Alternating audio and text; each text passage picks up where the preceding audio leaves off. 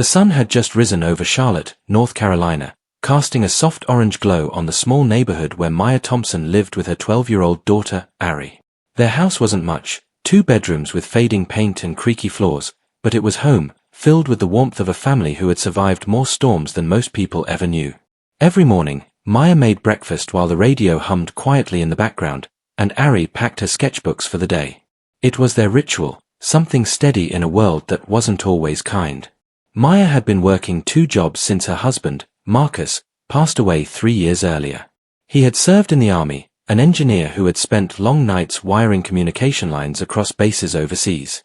He had come home with a weak heart and heavier memories than he ever admitted. One night, the memories won.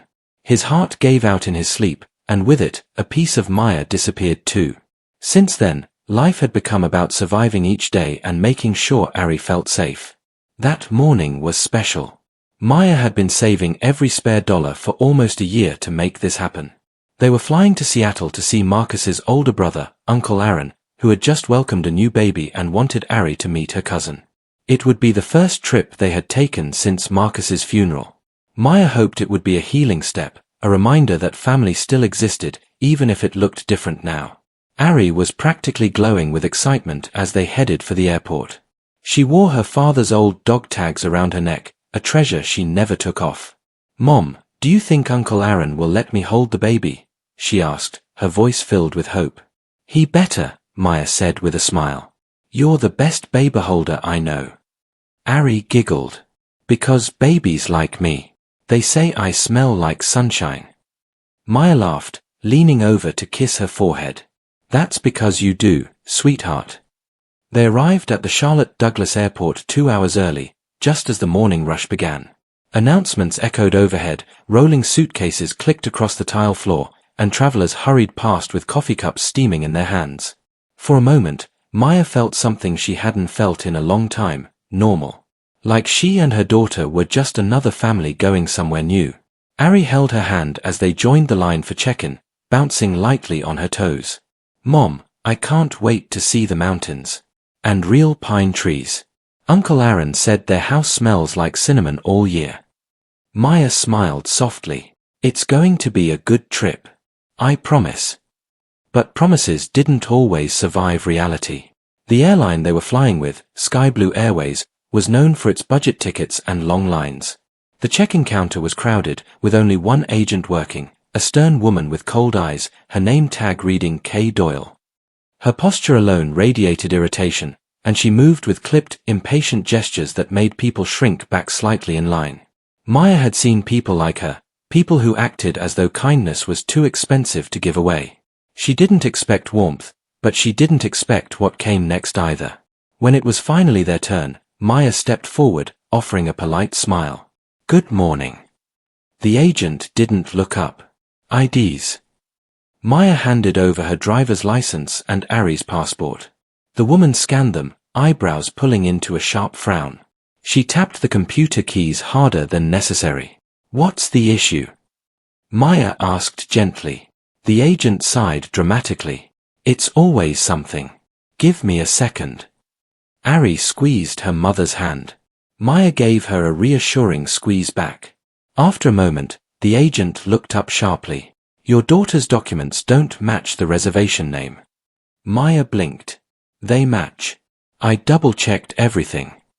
"Her middle initial is off," the woman snapped. "Reservation says A, passport says L." Maya felt her stomach drop. "Oh, that must be from the old record. Her dad used to book our flights. Maybe the system." The agent cut her off. I don't need excuses. We can't board passengers with mismatched information. That's federal regulation." People behind them began to murmur. Ari's eyes filled with worry. Maya took a slow breath. "Is there a supervisor I could speak with? I have all her legal documents. A middle initial shouldn't." The woman slammed Maya's passport onto the counter, startling several people nearby. "Are you questioning my job? If you people would follow directions." Maya stiffened. She knew what you people meant. It wasn't about paperwork. It was about prejudice dressed in a uniform. She forced her voice to stay calm. Please lower your tone. My daughter is standing right here. The agent leaned forward, her face inches from Maya's. Then maybe teach her to stand in the right line next time. Ari stepped back, and Maya felt her protective instincts surge. That's enough. I'd like your supervisor now. The agent let out a mocking laugh. Oh, you'd like? Let me guess, you think raising your voice will change something? I'm not raising my voice, Maya said softly. I'm asking for help. The agent suddenly grabbed Maya's arm, hard, pulling her closer as if to intimidate her. Don't tell me how to do my job. A gasp rippled through the people nearby. Ari's face crumpled, tears forming instantly. Maya yanked her arm back, heart pounding. Do not touch me. Before Maya could step away, the agent waved over airport security. Security. This woman is being aggressive. Maya couldn't believe what she was hearing. Her voice broke. Aggressive? I'm the one you grabbed. Two security officers approached slowly, unsure what they were walking into. Travelers began recording on their phones. Whispering spread like wildfire. Ari tugged at her mother's shirt, crying, Mom, please. I'm scared. Maya knelt to pull her daughter close, stroking her hair. It's okay, baby. You didn't do anything wrong. But even as she said it, she wasn't sure things would be okay. One of the officers asked, Is everything all right? Before Maya could answer, the agent pointed at her dramatically. She tried to force her way through check-in and was yelling at me. Maya stared at her. That's not true. I didn't yell. You grabbed me. The officer hesitated. The videos recorded by passengers didn't lie, but procedures always favored staff first. A woman in line spoke up. I saw everything. She didn't do a thing. The agent was the one yelling. Another man joined in. She grabbed her arm. I recorded it. But the agent crossed her arms stubbornly. They're lying. This woman was causing a scene. Something inside Maya cracked, not anger, but the familiar ache she had felt so many times before, the ache of being judged before being understood. The ache her husband had felt when strangers looked at him in uniform and assumed he was dangerous. The ache of raising a black daughter in a world that didn't always see her innocence. Ari whispered, Mom, let's go home. We can forget the trip. Maya looked at her daughter's trembling hands, the hands Marcus used to hold when she was still learning to walk. She thought about the baby they were supposed to meet. The healing this trip was supposed to bring. She couldn't let this moment teach her daughter that silence was safer than standing up for yourself. But she also couldn't let her daughter witness more of this cruelty. Maya stood slowly, wiping Ari's tears. Come on, sweetheart. We're leaving. The agent smirked triumphantly, as if she had won something. That's what I thought. Maya turned to the officers. I'd like to file a formal complaint. You'll have to speak with the supervisor, one of them said. But they're in a meeting. Of course they were. People like this agent always had shields. Maya held her daughter's hand tightly as they walked away from the counter. She felt eyes on her. Sympathy. Anger. Shame. The airport's loudspeaker announcements blurred together. Her throat burned, her chest tight with humiliation. But she didn't know that pain was about to turn into something far bigger. As they reached a quieter part of the terminal, Maya's phone buzzed. It was a number she hadn't seen in months, Uncle Aaron. She answered with a shaky breath. Hey, Aaron. His warm voice came through the speaker. Is everything okay? I'm tracking your flight. Looks like it's delayed. Maya closed her eyes. The dam broke. Her voice trembled. We were stopped at check-in. Something happened. Ari clung to her side. Maya stroked her daughter's back, trying to steady herself. Aaron's tone changed instantly, firm, serious, the way Marcus used to sound when something wasn't right. What do you mean something happened? Are you too safe? Physically, yes, Maya whispered.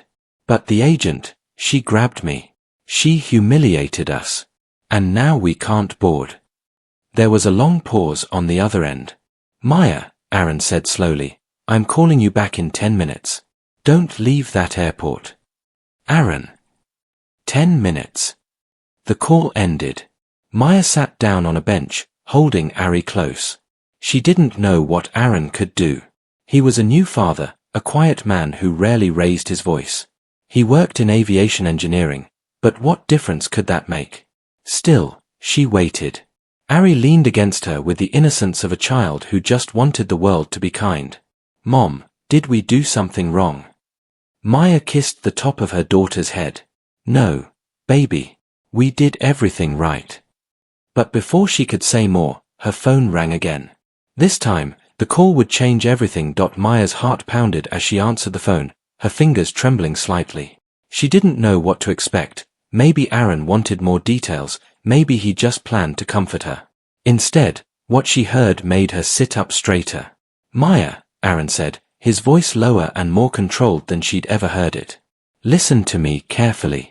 A team from the FAA is on the way to your terminal right now." Her breath caught. "What? Why?" "I saw the footage." She blinked, confused. "Footage? What footage?" "The videos people are posting," he said. "It's everywhere. Someone uploaded it to social media a few minutes ago. It's already been shared thousands of times." Maya felt the blood rush from her face. "They recorded it." "Yes," Aaron replied, "and thank God they did. Maya, the world just watched an airline employee grab you, lie about you, and humiliate you in front of your child. And the comments are exploding. People are furious." Maya covered her mouth. She hadn't noticed the cameras. She had been too focused on calming Ari, too overwhelmed to look around. She had never imagined strangers would step in, not with words, and certainly not with proof. Ari leaned into her, whispering, "Mom? What's happening?" Maya wrapped an arm around her daughter, holding her close. "Uncle Aaron is helping us." "More than helping," Aaron continued. "Maya, the FAA chief for this region is a colleague of mine. A good man. He saw the video too. He's not letting this slide." Maya felt a strange combination of fear and hope rising inside her. "Aaron, I don't want trouble. I just wanted to take my daughter to see her family." "And that's exactly why this matters," he said. "You were treated like you didn't belong in a place that belongs to everyone. They targeted you because they thought you were powerless. You're not." His words made her throat tighten. She wasn't used to people fighting for her. Marcus used to, but since he died, she had learned to carry her battles alone. "Aaron," she whispered, "I don't want Ari to be scared." "She won't be," he said gently. "Not after today."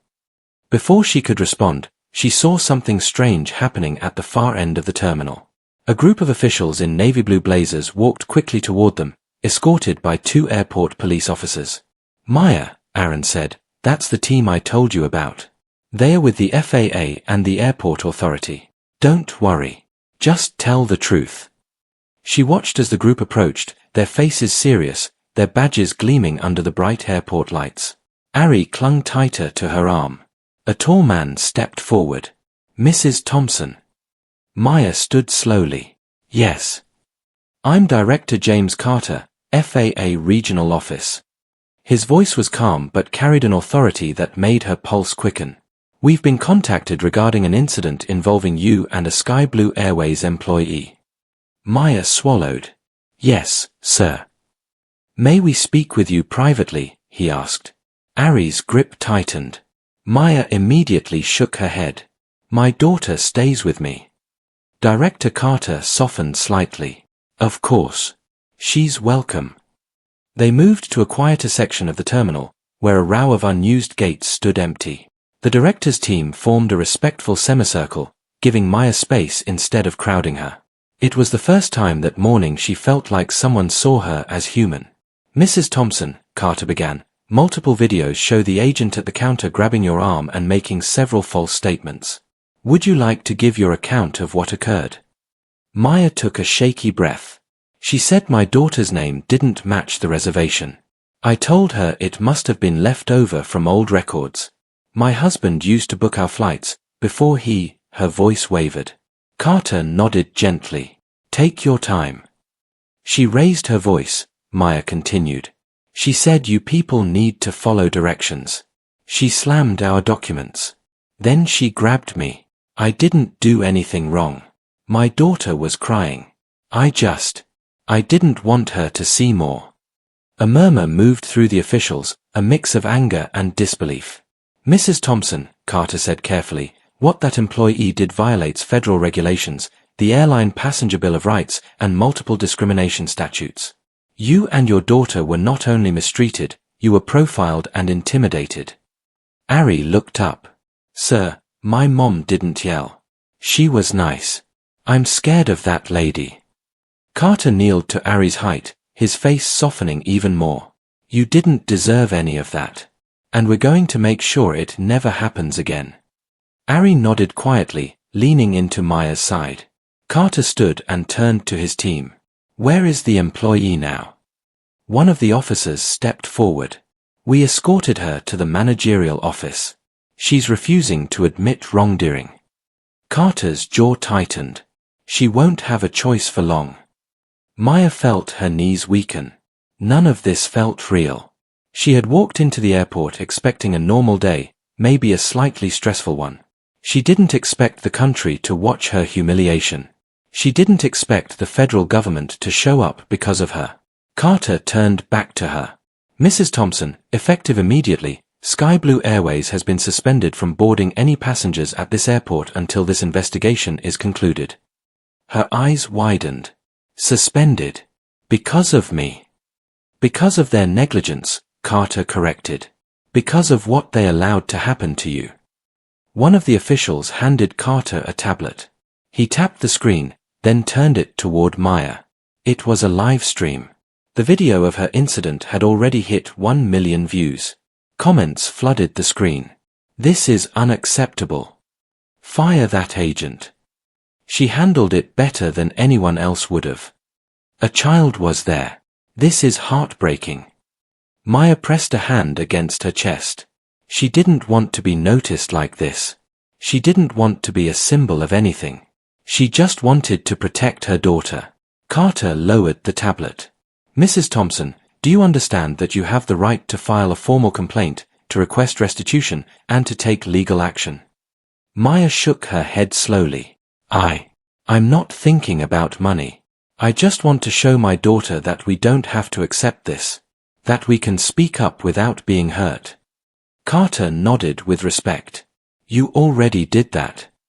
Another official approached. Sir, Sky Blue Management is requesting to be present during the discussion. Carter's expression hardened. They had their chance at the counter. Before he could continue, a voice cut through the tension. Mrs. Thompson. Maya turned.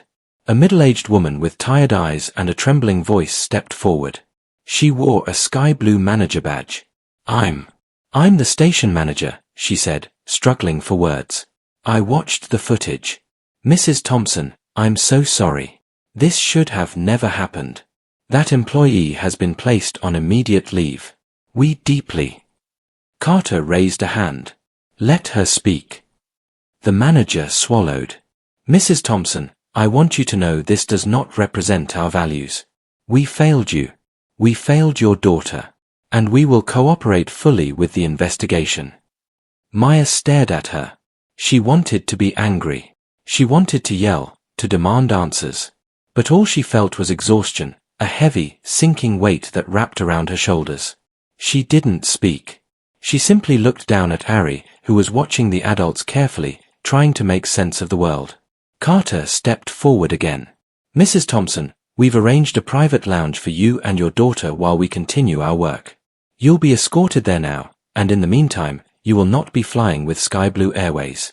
Another airline is preparing 2 seats for you on their next direct flight to Seattle, free of charge. Maya's eyes widened. You did that? No, Carter said. They offered. No airline wants to be associated with what happened here. Ari tugged at her mother's sleeve.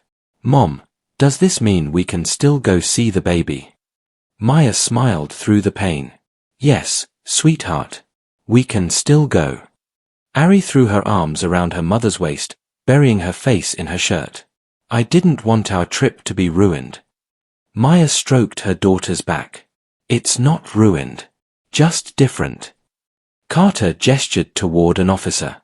Escort them, please. As Maya and Ari walked through the terminal, escorted by airport police, people began to stand. Some applauded softly. Some murmured words of support. Others simply watched with sympathy in their eyes. A woman approached carefully. We saw what happened. You didn't deserve that. I'm praying for you. A man added, your daughter handled it with more strength than most grown-ups would. Ari looked up at her mother. People are being nice now. Maya kissed the top of her head. Not everyone is unkind. When they reached the private lounge, it was quiet and comfortable, with soft chairs and free snacks. Ari immediately curled up on one of the couches, worn out from crying. Maya sat beside her, trying to gather herself. She picked up her phone. There were dozens of missed calls. Messages from co-workers, neighbors, Marcus's old army buddies. A text from her pastor. But one message stood out, from an unsaved number that simply read, "We saw the video. We're here to help." Before she could process it, there was a knock on the door. A uniformed officer opened it slightly. "Mrs. Thompson. Director Carter would like to update you. Something major just happened." Maya felt her stomach tighten. What happened? The officer hesitated. Sky Blue Airways just had their operating license suspended nationwide. Maya froze. Her daughter stirred beside her. She whispered, barely breathing, "Because of us." "No," the officer corrected softly. "Because of what they did to you." And suddenly, Maya realized this wasn't just about her anymore.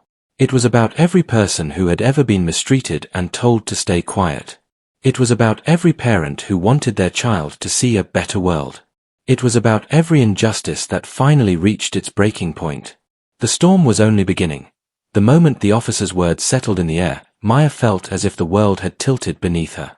She had heard him correctly. Sky Blue Airways had lost its operating license. Not just at this airport. Not just for the day. Nationwide. The weight of that reality pressed down on her, mixing disbelief with fear, then slowly shifting into something she hadn't expected, relief. She looked at Ari, curled up on the couch, her small fingers still clutching her sketchbook.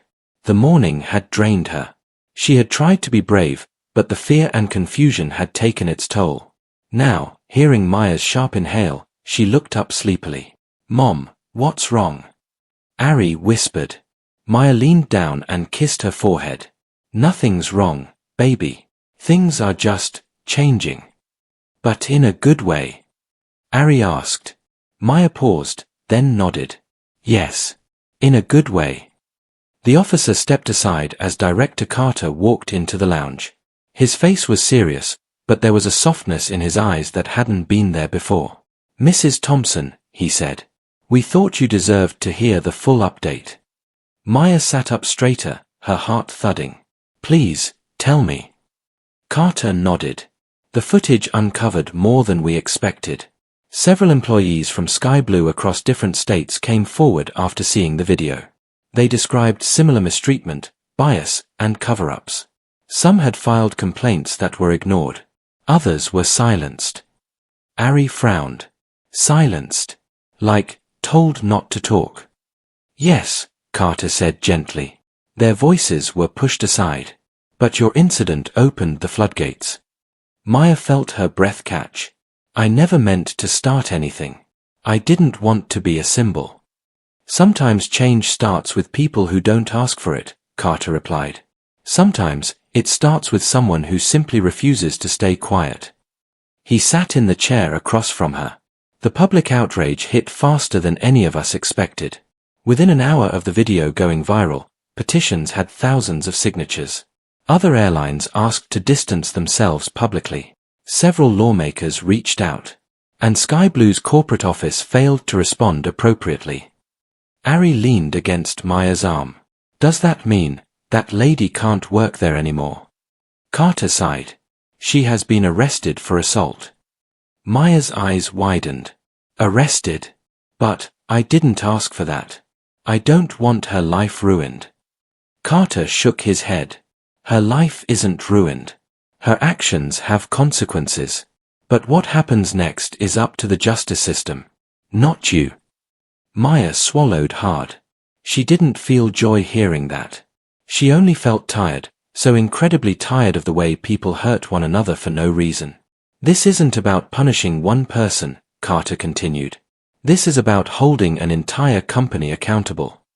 Maya looked down at her hands. I didn't think anyone would care. Carter leaned forward slightly. Mrs. Thompson, people care more than you think. Your story didn't make people angry because of the mistake. It made them angry because it looked like something that had happened too many times before, to too many others. Ari looked up. Mom didn't yell. She didn't do anything. Carter smiled sadly. I know, sweetheart. And now the whole country knows too.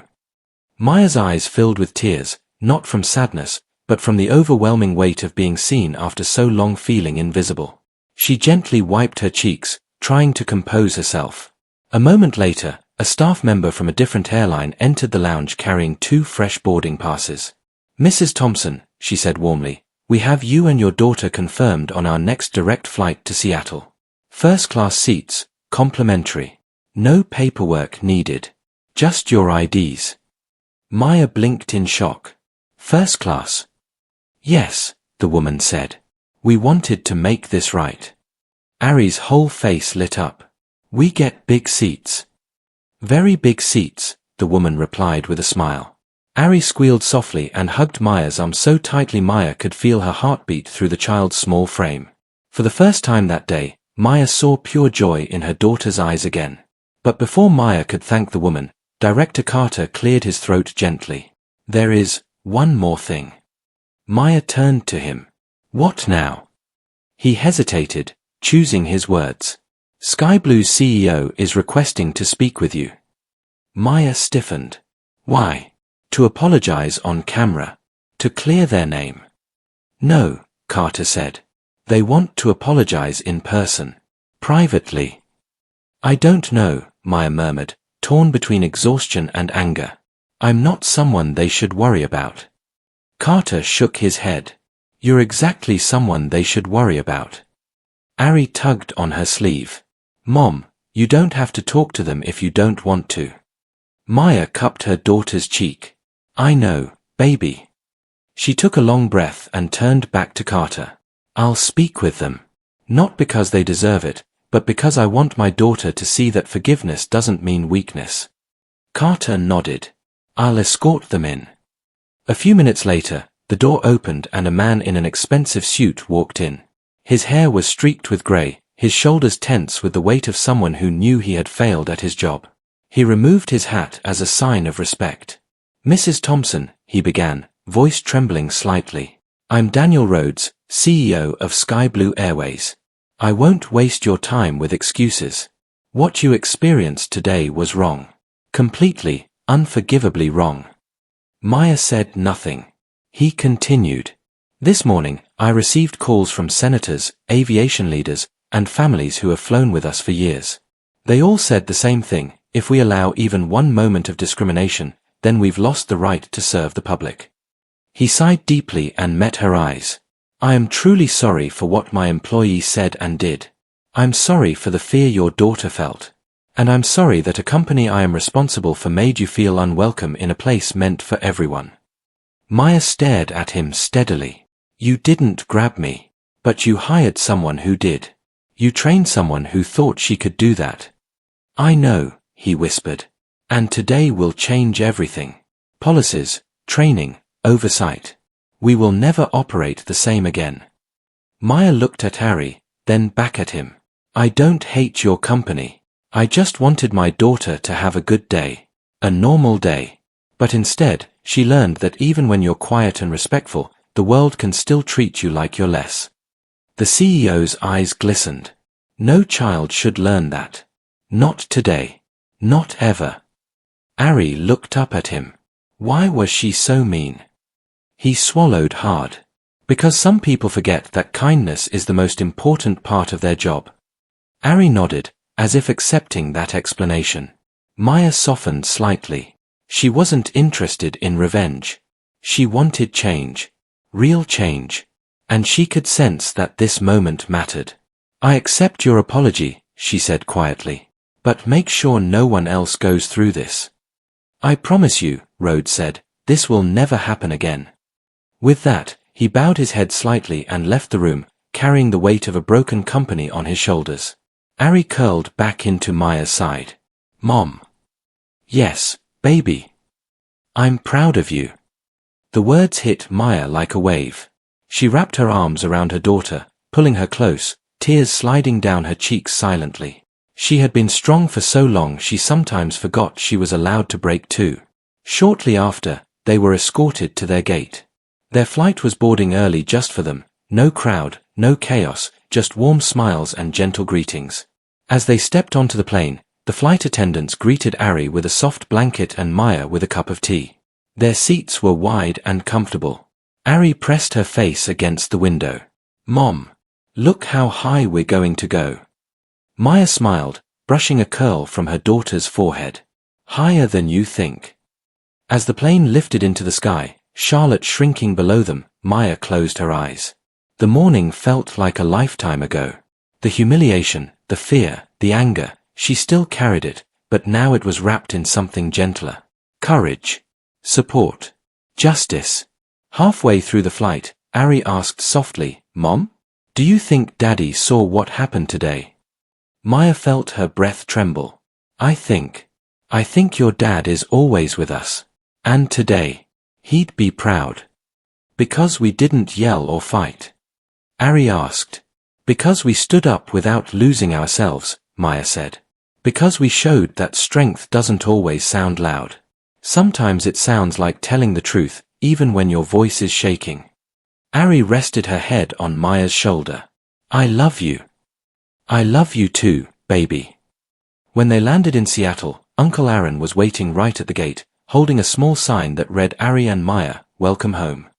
The moment Ari saw him, she ran into his arms, giggling and crying at the same time.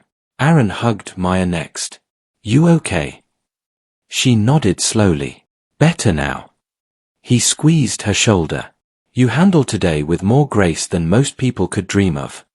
Maya looked at her daughter, now laughing as she peeked into the stroller carrying her tiny cousin. For the first time in years, Maya felt something peaceful settle into her chest. That night, after settling into Aaron's guest room, Maya stepped outside onto the porch. The cool Seattle air wrapped around her, smelling of pine and rain. She looked up at the stars. "One ordinary morning," she whispered, "and everything changed." Not because she wanted it to. Not because she fought for recognition. But because she refused to let her daughter believe that silence was the only way to survive. She closed her eyes, letting the night air calm her. Strength wasn't loud. Strength wasn't violent. Strength was standing tall when the world tried to push you down. And for the first time in a long time, Maya felt proud of herself.